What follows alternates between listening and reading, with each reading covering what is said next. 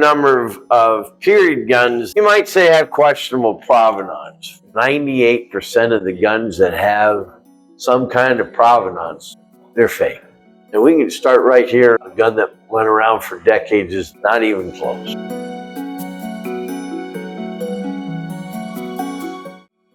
One of the great mysteries of the collecting world is what happened to the Colt display board.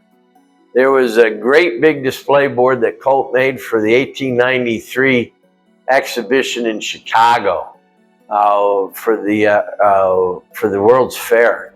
And it was a beautiful board, a case that was well photographed, but with wheel upon wheel of single actions and other handgun products that Colt had made over the years.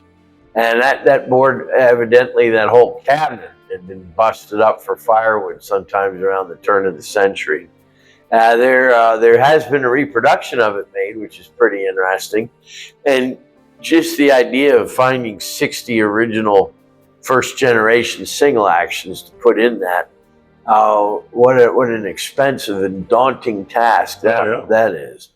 But here we've come as close as we can to replicating just a small flavor of that wonderful Chicago World's Fair Colt exhibition display case with our very own wheel of single actions.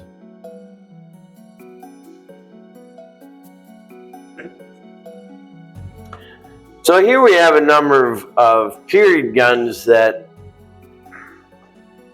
you might say have questionable provenance. First off, this is very interesting. There's an 1876 Winchester with a heavy barrel on it, with a pewter poured front end, and a Kentucky rifle style patch box with some kind of engraving on the lid of the patch box. It's definitely a custom gun of some sort for big game hunting, maybe buffalo hunting out west. The 73s and the 66s under it all show a lot of wear, but are engraved. Yeah, those are special order guns. So these guns in here are all connected with Buffalo Bills. Some of them are, some of them wish they were. I got to tell you, I've looked at a lot of guns in my life. I've been very fortunate to work with some of the finest collectors and collections that ever existed in this country. The Peterson Collection at one time numbered 8,000 guns. Mm-hmm. We ended up handling 2,000 of them here at the museum.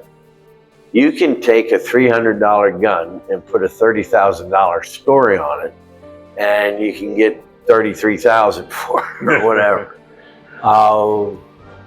Barnum said, "A fool and his money are soon parted," and that's never been as true with anything as it is for a firearm.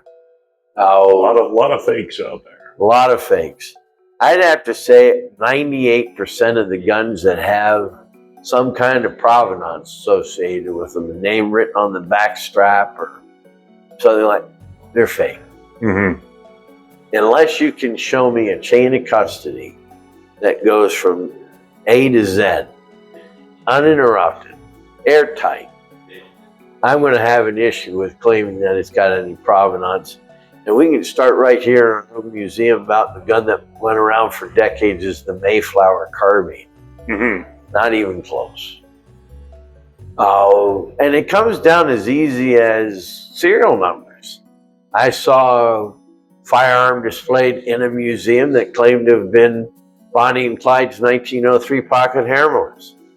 The serial number was made in 1936. Well, they died in 1934. So how did that happen?